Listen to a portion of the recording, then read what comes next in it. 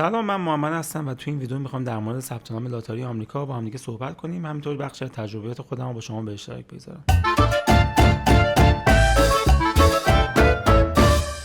همونطوری که میدونید ثبت نام لاتاری 2026 امریکا از 2 اکتبر یعنی 10 مهر ماه تا 5 نوامبر یعنی 15 آبان ماه ادامه داره و توی این مدت شما میتونید فرم آنلاین ثبت نام لاتاری رو توی سایت رسمی ثبت نام لاتاری گرین کارت امریکا ثبت کنید. اتفاقی برای ما ایرانی‌ها میفته هر سال بین 1 تا چند میلیون نفر ایرانی توی این سایت ثبت نام میکنن و از این بین 4 الی 5000 نفر گرین کارت آمریکا رو میگیرن. اینجا میخوام در مورد چند تا نکته کوچیک قبل از پر کردن فرم با هم صحبت کنیم و چند تا نکته خیلی مهمم بعد از پر کردن فرم میخوام بهتون بگم. سوال اول اینه که چه کسایی میتونن توی این لاتاری شرکت کنن؟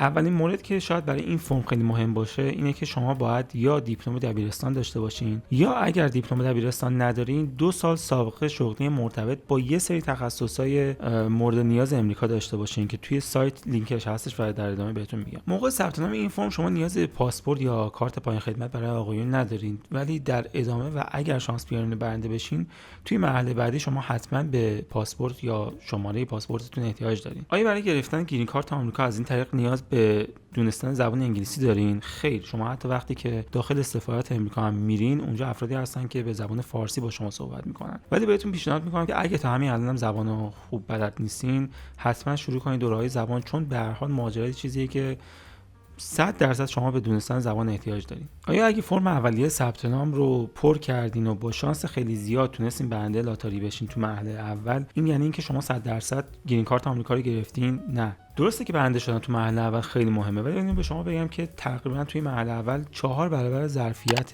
نهایی که همون 4-5 هزار نفری که گفتم باشه برای ما ایرانی‌ها قبول میشن از ایرانی‌ها و خب خیلی از افراد نمیتونن به سفارت برن، خیلی‌ها اصلا ایمیلشون رو نمیبینن، هزار تا مشکل دیگه به وجود میاد. به خاطر همین از بین اون تقریبا شاید بگم 20-24 هزار نفری که قبول شدن 4-5 هزار نفرشون شانس اینو دارن که گرین کارت آمریکا رو بگیرن، یعنی لاتاری در لاتاری. در مورد شانس برنده شدن به شما بخوام بگم، اگر شما مجرد هستین به نوعی یک شانس برنده شدن دارین، اگر متأهل هستین 2 شانس دارین، چون اگر خودتون یا همسرتون برنده لاتاری بشه هیچ فرقی نمیکنه، انگار هر دوتاتون برنده شدین. و اگر جوونی باشین که بین 18 تا 21 سال سن دارین 3 برابر شانس دارین، به خاطر اینکه هم میتونین از طریق فرم ثبت نامی خودتون برنده بشین، هم از طریق فرم ثبت نامی پدر یا مادرتون. هر کدومشون از پدر یا مادر که برنده بشن یا اگر خودتون برنده بشین میتونین شانس گرفتن گرین کارت امریکا رو داشته باشید. حالا یه نکته که اینجا وجود داره اینه که اگر پدر یا مادرتون برنده بشن شما هم میتونین با اونو برین، ولی اگر شما برنده بشین پدر مادر رو نمیتونین با خودتون ببرین. پس این شانس 3 برابری فقط برای شماست. آیا بعد از برنده شدن من میتونم امتیازمو واگذار کنم یا بفروشم؟ خیر، این امتیاز فقط برای شما با کیس نامبر شما و اطلاعات پاسپورت و غیره شما هستش. و یه نکته دیگه وجود داره که کمتر جای دیدم اینو بگن، اگر شما برنده لاتاری بشین و بعد از برنده شدن ازدواج کنین همچنان این شانس برای همسر شما وجود داره که با شما بیاد، یعنی اتومات اون هم برنده هستش. در مورد مراحل ثبت نام اینو بگم که قبل از اینکه بریم روی سایت، ثبت نام لاتاری کاملا رایگانه و هر کسی اگر از شما درخواست پولی کرد بابت این ثبت نام بدونید که اون پول برای خودش داره برمی‌داره و سر کل حواستون باشه که هیچ هزینه‌ای برای ثبت نام لاتاری نباید پرداخت کنید. خب حالا بریم روی وبسایت و یه نمونه ثبت نام لاتاری 2026 امریکا رو انجام بدیم تا بیشتر بتونیم صحبت کنیم. برای شروع وارد مرورگر خودتون بشین و یا به صورت مستقیم آدرس وبسایت dvprogram.estate.gov رو وارد کنید یا داخل گوگل همین آدرس رو به عنوان dvprogram.estate.gov وارد کنید تا وبسایت بیاد بالا. خب من اینجا داخل گوگل می نویسم dvprogram.estate.gov و گزینه اولی که میاره وبسایت رسمی فرم ثبت نام لاتاری امریکاست. وارد وبسایت میشم. یه نکته که وجود داره اینه که حتما از سایت معتبر رسمی برای ثبت نام استفاده کنید و یه موقع گول سایت کلاهبرداری و جعلی نخورید. خب وقتی وارد وبسایت میشم میبینم که گزینه‌های مختلفی وجود داره. خب و اینجا گزینه دوم گزینه وجود داره با عنوان نمونه‌های عکس و وارد اینجا میشم تا در مورد عکس صحبت کنیم که شاید بشه گفت توی این فرم مهمترین موردی هستش که شما باید بارگذاری کنید. وقتی روی این دکمه کلیک میکنید وارد سایت دیگه میشین که نمونه‌های مختلفی از عکس‌های مورد تایید فرم ثبت نامی لاتاری رو قرار داده. همونطور که میبینید برای آقایون 2 مورد و برای خانم ها 2 مورد گذاشته که خب اینجا میبینید عکس با حجاب هم جزو موارد تایید شده این فرم هستش. یعنی اگر شما میخواین عکس با حجاب قرار بدین، با رعایت کردن قوانین میتونین این کار رو انجام بدین. زمانی که میایم پایین‌تر خب گزینه‌های مختلفی رو نوشته در مورد سایه که پس زمینه باید کاملا سفید باشه، سایه‌ای نداشته باشه، نور باید نور نرمال باشه، تمام موارد بیومتریک صورت شما مشخص باشه، سایز تصویر غیره غیره غیره. ولی خب یه لحظه از صفحه مرورگر بیایم بیرون. من این نکته رو به شما بگم عزیزان، خودتون رو درگیر گرفتن عکس نکنید. یعنی منی که خودم کارم ساختن ویدیوهای تبلیغاتی، عکاسی و غیره و این هاست، رفتم به یک عکاسی و گفتم که عکس مورد تایید فرم لاتاری رو میخوام. اکثر عکاسی ها خودشون میدونن، اگه ندونستن بریم به جایی که این اطلاعات رو داشته باشن و با هزینه خیلی خیلی کم همونجا عکس شما رو میگیرن، کاملا حرفه‌ای، کاملا طبق استاندارد، سایز، حالت صورت، فرم صورت و همه موارد رو رعایت میکنن و در انتهای یک فایل عکس برای شما به حالا تلگرامتون یا واتساپتون میفرستن و راحت ترین کاره. خودتون رو درگیر جایی که آموزش میذارن که مثلا چجوری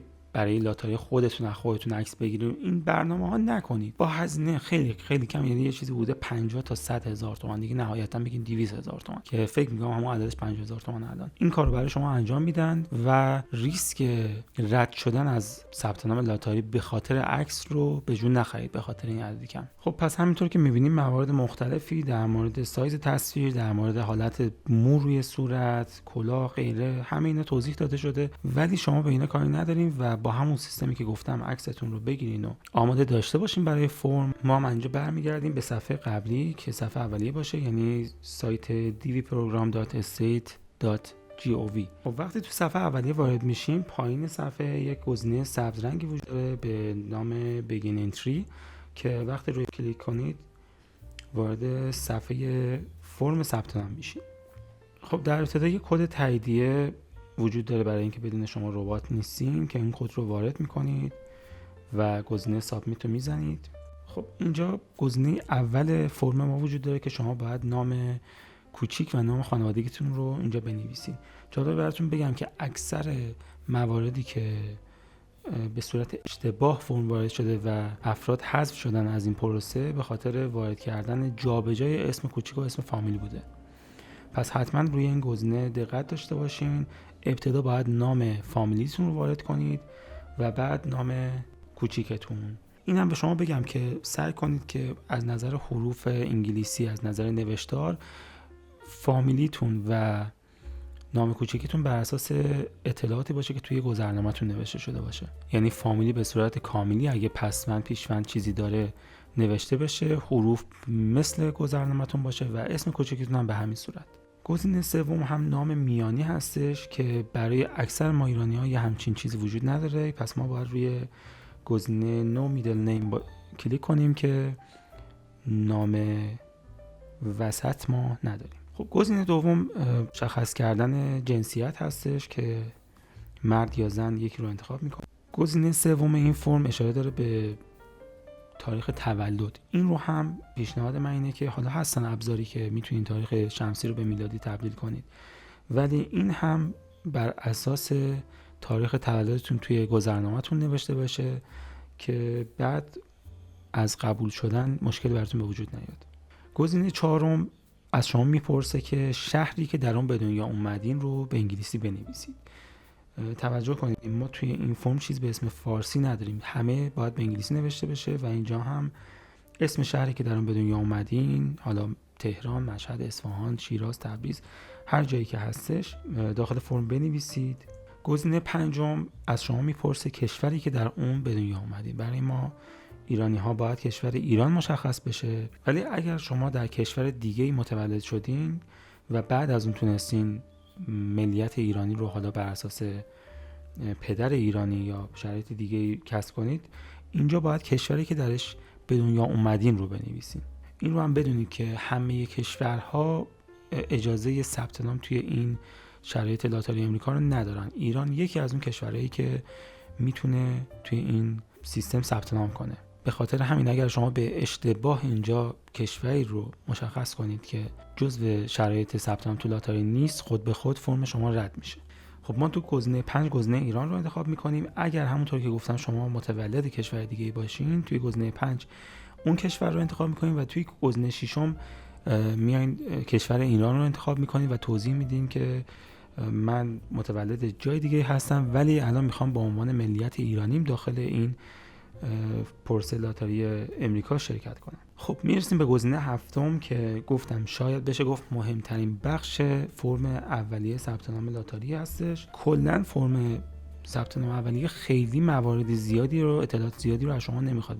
بهتون قول میدم در مقابل فرمی که امیدوارم قبول بشین و در مرحله بعدی باید وارد کنین، این اطلاعات هیچی نیستش. ولی تو همین اطلاعات شاید بشه گفت عکس یکی از مواردی که خیلی از افرادم به خاطر نداشتن شرایط درست عکسشون رد شدن و اصلا متوجه هم نمیشن که چرا رد شدن. و اینجا گزینه‌ای وجود داره که شما میتونید اون عکسی که عکاسی برای شما گرفته تمام شرایط لاتاری امریکا رو داره و داخل کامپیوتر یا حالا هر سیستمی که استفاده میکنید هستش، از اینجا میتونید انتخاب کنید و از گزینه 7 هم بگذرید. گزینه 8 اومده آدرس فعلی شما رو از شما میخواد.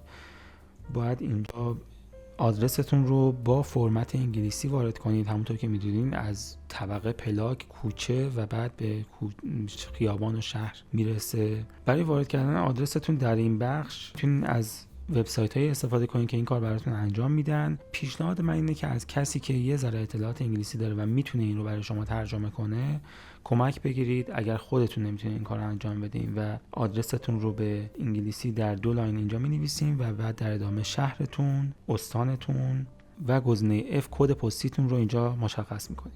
پایینتر کشوری که الان در اون ساکن هستین و کلا این آدرسی هستش که الان در اون ساکن هستین. ممکنه در کل این آدرس ایران نباشه. من در مورد آدرس فعلیتون، ممکنه شما در سوئد یا کانادا یا هر کشور دیگه‌ای دارین الان سکونت میکنین ولی شما میخواین به عنوان ملیت ایرانیتون در این برنامه شرکت کنید. گزینه 9 هم دوباره همین مورد رو داره با شما میگه کشوری که الان در حال حاضر در آن دارین سکونت میکنید رو مشخص کنید. و گزینه 10 ببینید گزینه آپشناله، شما میتونید ننویسید، این رو پر نکنید، ولی اگر میخواین میتونید یک شماره، یک راه ارتباطی از خودتون اینجا بنویسید. گزینه 11 یک ایمیل آدرس از شما میخواد. این هم خیلی نکته مهمیه. ببینید اینجا حتما باید 2 بار ایمیل آدرس خودتون رو تکرار کنید و بنویسین. این ایمیل آدرس اولا حتما چک کنید که درست باشه، مطمئن بشین که حتما بهش در آینده دسترسی خواهید داشت و در کل ایمیل امن خودتون باشه، به خاطر اینکه اگر در ادامه به هر دلیلی شما اون کد تاییدیه‌ای که آخر این فرم ثبت نامی به شما داده میشه رو گم کنید، از طریق اون ایمیل میتونید این رو بازیابی کنید و دوباره بهش دسترسی داشته باشین. پس بدونید این ایمیل خیلی مهمه و ایمیلی باشه که حتما ایمیل خودتون باشه، حتما دسترسی داشته باشین و گمش نکنید. خب ما اینجا دو بار ایمیلمون رو تکرار کردیم و نوشتیم. خب میرسیم به گزینه 12. گزینه 12 در مورد میزان تحصیلات شما تا امروز داره از شما سوال میپرسه. خب همونطوری که قبل‌تر گفتیم شما بعد از برنده شدن و برای دریافت گرین کارت آمریکا حتما یکی از این 2 شرط اساسی رو باید داشته باشین. یا باید دیپلم دبیرستان رو داشته باشین و بالاتر حالا مشکل نداره، دیپلم، فوق دیپلم، لیسانس، دکترا، هرچی. یا اگر دیپلم دبیرستان به پایین رو دارین باید 2 سال سابقه کار مرتبط با یک سری کارهایی که شما در همین گزینه 12 در پایین میبینید که یک لینک قرار داده و اونجا یک سری تخصصایی که مورد نیاز امریکا هستش رو نوشته و اگر شما دیپلم دارید که هیچی، خیالتون راحته، ولی اگر دیپلم ندارین باید برین داخل این سایت و لیست اون تخصصا رو ببینید. 2 سال سابقه کار مرتبط قابل استناد در سفارت رو داشته باشین. و اینجا هم می‌بینید گزینه‌های مختلفی داره از پایین که به عنوان دکترا هستش و هر چی به بالا میرین میتونید مدرک تحصیلی خودتون رو مشخص کنید. اگر شما در حال حاضر در دبیرستان تحصیل میکنید ولی هنوز دیپلم خودتون رو نگرفتین و تا سال آینده که میشه گفت در اردیبهشت ماه جواب نهایی این ثبت نامتون میاد و بعد از اومدن جواب نهایی تقریبا حدود شاید مثلا 8 ماه تا 1 سال، شاید هم بیشتر طول بکشه که وقت سفارت شما تعیین بشه. اگر فکر میکنید تا اون زمان میتونید دیپلمتون رو، مدرکتون رو داشته باشین تو دستتون، میتونید اینجا گزینه فارغ التحصیل از دبیرستان با داشتن مدرک رو انتخاب کنید و از این گزینه هم بگذریم.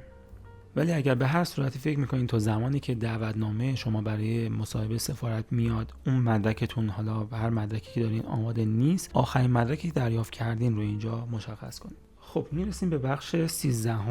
اینجا از شما اطلاعات تأهل خودتون رو پرسیده که میبینید گزینه‌ها رو. اگر مجرد هستین گزینه اول رو انتخاب میکنید. اگر متأهل هستین ولی همسرتون سیتیزن آمریکا نیستش، شهروند آمریکا نیستش، این گزینه رو انتخاب میکنید، گزینه دوم. و اگر متأهل هستین و همسرتون شهروند آمریکا هستش، گزینه سوم رو انتخاب میکنید. اگر مجرد هستین و طلاق گرفتین در گذشته، گزینه شماره 4 رو انتخاب میکنید. و اگر همسرتون فوت شده، گزینه 5 رو انتخاب میکنید. و اینجا گزینه 6 شرایطی نوشته اگر شما هنوز متأهل هستین ولی دارین کارهای قانونی طلاقتون رو انجام میدین، باید گزینه شماره 6 رو انتخاب کنید. و پایین باز تو تکمیلی رو نوشته اگر هر جا احساس کردین به توضیحات بیشتری احتیاج دارین، اگر سوالی هستش توی کامنت برای من بنویسین. گزینه شماره 14 تعداد فرزندان شما رو از شما پرسیده. اگر مجرد هستین که هیچی، اگر متأهل هستین و فرزندی ندارین 0 رو باید وارد کنید. و اگر فرزند دارید به تعداد فرزنداتون اون عدد رو داخل این کادر وارد میکنید. اینجا توضیحاتی که داده نوشته خودش هم که منظور از فرزندان شما فرزندان زیر 21 سال هستند و همونطوری که قبل از این گفتیم فرزندانی که بین 18 تا 21 سال دارن شانس 3 برابری رو دارن، به خاطر اینکه هم میتونن اینجا داخل فرم شما شانس برنده شدن رو داشته باشن و خودشون هم به صورت جداگانه میتونن فرم لاتاری رو وارد کنن.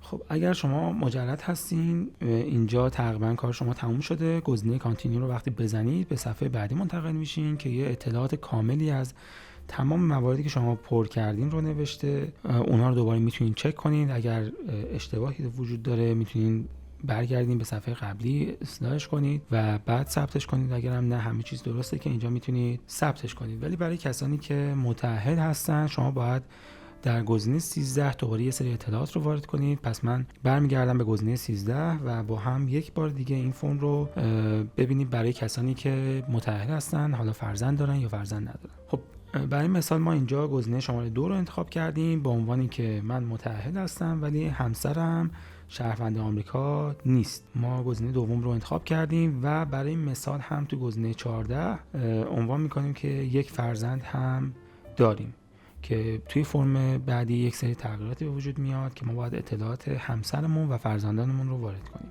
خب بعد از وارد کردن اینها گزینه کانتینیو رو میزنیم و اینجا ما به اون فرمی که برای چک کردن نهایی هستش منتقل نمیشیم. اینجا ما به یک فرم دیگه منتقل میشیم که قسمت دوم فرم به نوعی حساب میشه و اینجا ما باید اطلاعات همسرمون رو وارد کنیم. شبیه فرم اول هستش. دوباره ابتدا حتما مراقب باشین نام خانوادگی رو باید وارد کنیم، بعد نام کوچک رو، نام میانی که ما ایرانی ها نداریم اینجا نو میدل نیم رو میزنیم. گزینه 13 اطلاعات تاریخ تولد همسر، حالا چه اگر این فرم رو خانم داره پر میکنه باید اینجا اطلاعات آقا رو بزنه و دوباره باید آقا جدا ثبت نام کنه و اینجا فرم همسرش رو وارد کنه.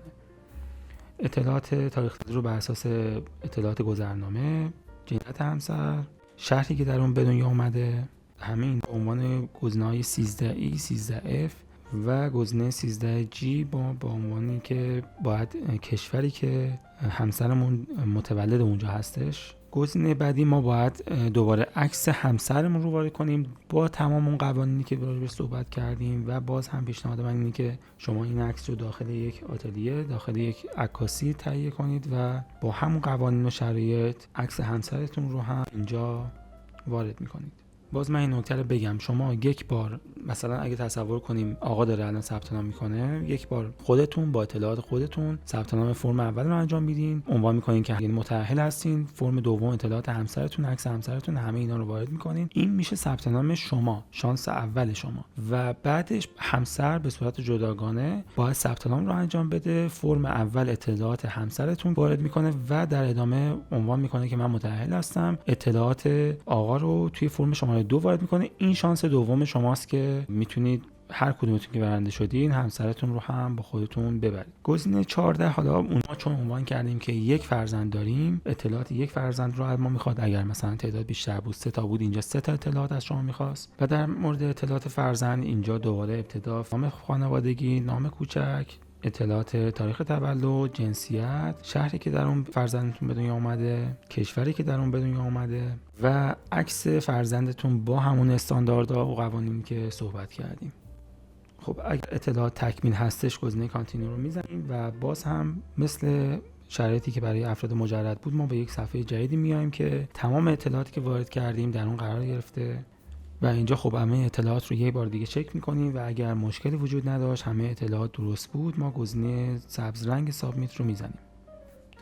در صورتی که شما تمام مراحل رو انجام بدین با یه فرمی به این شکل انجام بدین. این فرم رو من ثبت نام کردم، البته اطلاعاتش رو عوض کردم، شماره تاییدیه رو عوض کردم ولی فرمت همین فرمته و خواستم که این رو شما هم ببینید که این فرم نهایی به چه شکله. خب اتفاقی که الان میفته اینه که یک نسخه از این فرم تاییدیه نهایی به ایمیل شما ارسال شده که من پیشنهاد میکنم به شما حتما اون ایمیل رو داشته باشین، حتما یک بار از روش پرینت داشته باشین و اون رو نگه دارین، اسکرین شات از اینجا بگیرین، به هر شکلی که میتونید این کانفرمیشن نامبر که اینجا نوشته اسمتون و اون امضای دیجیتال این اطلاعات رو داشته باشین، چون اگر شانس بیارین و قبول بشین و در مرحله بعدی بخواید ثبت نامتون رو کاملتر بکنید حتما به این کانفرمیشن نامبر احتیاج دارین و اگر اون رو گم کرده باشین یه ذره تون سخت میشه.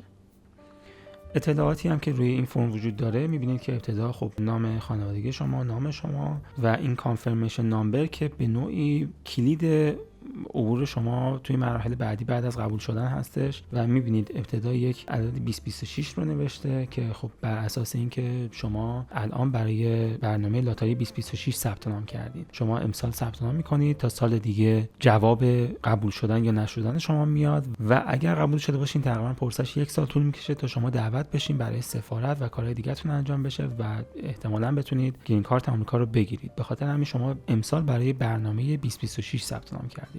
سال تولد شما و یک امضای دیجیتال که فرم شما رو متمایز میکنه از فرم دیگه. بعد از داشتن این فرم اگر متأهل هستین شما باید 2 تا از این فرم ها داشته باشین و اگر یک خانواده مثلا 3 نفر هستین که فرزندی بین 18 تا 21 سال دارین 3 تا از این فرم ها دارین و بعد اینو دیگه نگه دارین تا اردیبهشت ماه سال آینده که نتایج اعلام میشه و اونجا با توجه به همین کانفرمیشن نامبر میتونید ببینید که آیا برنده شدین یا برنده نشدین. نکات نهایی که بخوام به شما بگم اینه که این فرم رو انقدر راحت پر کردنش که اگر تونستین حتی بیاین تو یوتیوب به نظر من اونقدر اطلاعات دارین که بتونین این فرم خودتون پر کنید. پس کسانی که با دریافت پول میخوان این کار براتون انجام بدن پیشنهاد میکنم که این کارو نکنید. این فرم یه فرم کاملا رایگانه، برای ثبت نام کردن هیچ هزینه‌ای لازم نیست بدین. خیلی مراقب شماره تاییدیه‌تون باشین، شماره تاییدیه‌تون رو به هیچ وجه از دست ندین چون این تنها راه بررسی نتیجه نهایی قبول شدن یا نشدن شماست. حتما فرما رو با دقت بر اساس اطلاعات گذرنامه‌تون پر کنید تا بعدا به مشکل نخورید. هر سوالی هم که فکر می‌کنین براتون به وجود اومده و من تو ویدیو نتونستم به اون پاسخ بدم توی کامنت برای من بنویسین، حتما به همه کامنت‌ها جواب میدم. و اگر ویدیو رو تا اینجا دیدین ممنون میشم که لایک و سابسکرایب کنید، بسیار به ما کمک میکنه. ویدیوهای دیگه‌مون رو ببینید. در ادامه هم سمت راست تصویر یه ویدیو دیگه قرار میدم احتمالاً تا چند وقت دیگه که